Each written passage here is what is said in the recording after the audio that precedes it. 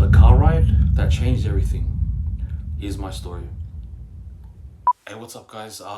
Another story that was requested actually by a few people that are close to me. Um, so I'm gonna talk about uh, an event that happened in my family's life that changed a lot of things moving forward.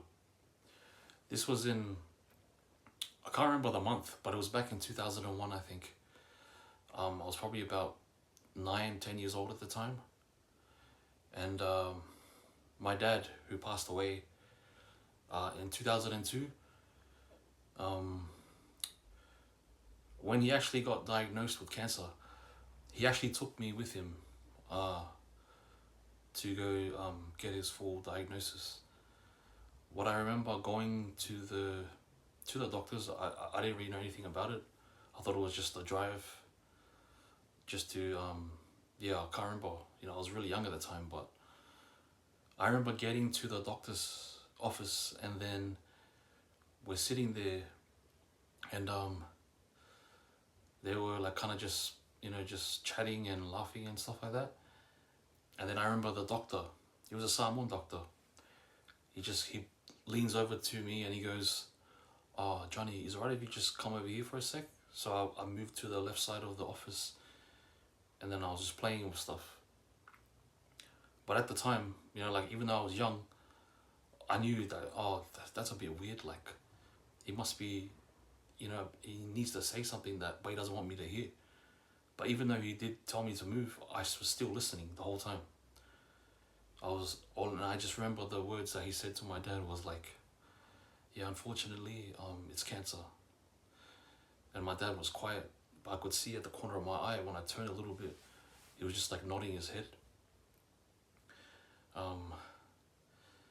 Yeah, I don't really remember exactly what else happened in that office, but I just remember when I heard those words, cancer, the first thing I thought about was death. My dad's siblings, a lot of them were up at that point. At that point, I don't think there was only like one of them that had cancer, but it was something that actually two of my dad's siblings already passed away at that point, up until that point, from cancer. So I knew it was something that runs in the family. So they said what they had to say, and then we left. We got in the car, and then we started driving. It was just dead silence in that car. Usually my dad would play music or he would talk, but I didn't even look at my dad. He didn't look at me. We just drove, and we were about 20 minutes away from our house. From the office was about 20 minutes. So that whole car ride felt like forever. It was just silent. My dad didn't say anything. And then about probably 10 minutes away from home, my dad just whispers to me, he's like, "Son, did you hear what the doctor said?" He didn't look at me, he just said it, like whispered it. And then I said, "Yeah." I didn't look at him either. It was just uncomfortable. It was too real for what was, for that time. And I remember when we got home, my parents had a shop, a little like a convenience store, island shop that was with our house. We walked into the house, and then I remember my mom, she was in the shop, and she's like, "Oh, how did it go?" And I'm just standing there like waiting for him to say. And then, she just casually said like, "Oh, yeah, it's cancer." And then I remember my mom, she just like had the expression on her face, like just trying to not take it too serious, but you could see on her face that, there's some fear just set in. I don't know what happened after that, but I remember coming into the living room, and I was just looking at my dad a little bit while I was just watching TV, and he just looked extremely like conflicted about what's next, what's gonna happen. He was in deep thinking mode. But this video that I'm putting out right now, it's gonna be 3 parts. This is the first one. I'm gonna tell next what happened after this and after my father's death. But this event with the car ride, every day after that felt like a how do you say, like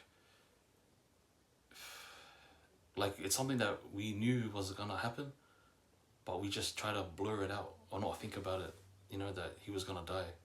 Because even though we were young, we very much knew what cancer was because of the stories of my family that already passed, especially like in my dad's family.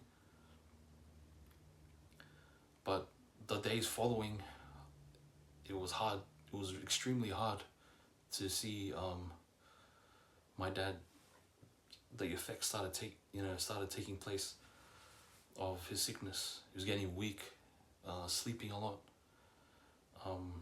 There was another pivotal moment not long after this. I can't remember how many months apart, but it was when he finally sat down with me and my brother, took us into the room, and he told us, he goes, "Son, I'm going to die." And it was the most vulnerable part, the most vulnerable I've ever seen my dad, ever. My dad was very old school, very, very tough, mentally. But I'll get into that in my next video. So thank you for joining me.